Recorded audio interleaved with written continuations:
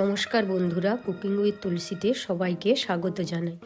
আজকে আমি আপনাদের সঙ্গে শেয়ার করছি সহজ পদ্ধতিতে মোচা কেটে কিভাবে নিরামিষ মোচার ঘন্ট রান্না করা যায়। এখন মোচা ছাড়িয়ে নেব। ছোট সাইজ বলে আমি দুটি মোচা নিয়েছি।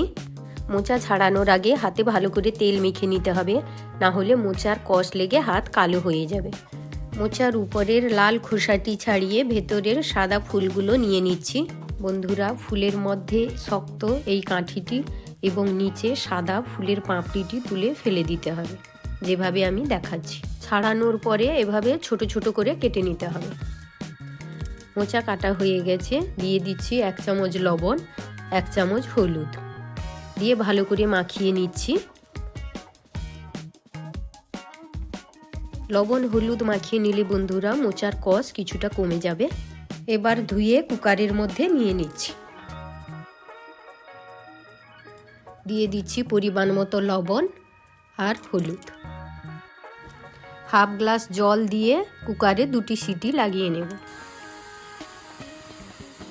2টো সিটি লাগিয়ে ঠান্ডা করে নিয়েছি। দেখুন বন্ধুরা কত সুন্দর সেদ্ধ হয়ে গেছে। এখন জল ঝরিয়ে নিচ্ছি। মোচার ঘন্টে দেওয়ার জন্য একটি মশলা বানিয়ে নিচ্ছি। মিক্সির মধ্যে দিয়ে দিলাম আদা, 1 চামচ জিরে, 3টে শুকনো লঙ্কা, 3টে কাঁচা লঙ্কা একসঙ্গে পেস্ট করে নেব। অর্ধেক নারকেল কুড়িয়ে নিলাম। কড়াই গরম হয়ে গেছে। দিয়ে দিচ্ছি পরিমাণ মতো তেল। ফোড়নে দিয়ে দিচ্ছি হাফ চামচ হিং, 2টো তেজপাতা, গোটা গরম মশলা, 1টি শুকনো লঙ্কা। দিয়ে দিচ্ছি কিছুটা নারকেল কোড়া ভালো করে ভেজে নিলাম। মিক্সিতে বানিয়ে রাখা পেস্টটি দিয়ে দিচ্ছি। কিছুক্ষণ কষিয়ে নেব। মশলা থেকে তেল ছেড়ে দিয়েছে। দিয়ে দিচ্ছি হাফ চামচ কাশ্মীরি লঙ্কার গুঁড়ো, এতে কালারটা খুব ভালো আসে। দিয়ে দিচ্ছি হাফ চামচ হলুদ। ভালো করে কষিয়ে নেব। মশলা কষানো হয়ে গেছে। দিয়ে দিচ্ছি 2টি কাটা টমেটো। দিয়ে দিচ্ছি পরিমাণ মতো লবণ। আগে থেকে একটি আলু কেটে রেখেছিলাম, এখন দিয়ে দিচ্ছি। দিয়ে দিচ্ছি 1 মুঠো ভেজানো ছোলা, সেটা আমি রাত্রে ভিজিয়ে রেখেছিলাম। আলু ছোলা মশলার সঙ্গে মিশিয়ে ঢাকা দিয়ে দিলাম।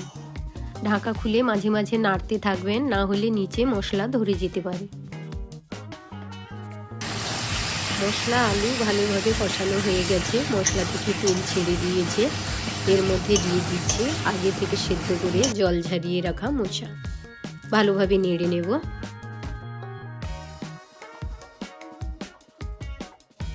দিয়ে দিচ্ছি বন্ধুরা সামান্য চিনি। আপনারা যারা মিষ্টি খেতে চান না তারা চিনি অ্যাভয়েড করতে পারেন।